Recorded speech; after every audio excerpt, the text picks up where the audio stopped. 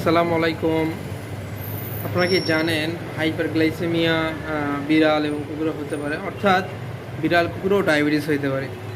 হ্যাঁ, আসলে আমাদের বিড়াল এবং কুকুরের রক্তে যখন গ্লুকোজের লেভেলটা বেড়ে যায় তখন সেটাকে হাইপারগ্লাইসেমিয়া অথবা অথবা আমরা যেটাকে ডায়াবেটিস নামে চিনি।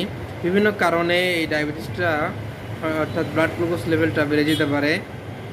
মানে ইনসুলিন ডেফিসিয়েন্সি হলে, হেপাটিক গ্লুকোনিওজেনেসিস হলে, অর্থাৎ অথবা কিছু হরমোন অর্থাৎ এসিটিআইস, গ্লুকাগন, এই টাইপের কিছু হরমোন ব্লাডে যদি বেড়ে যায়।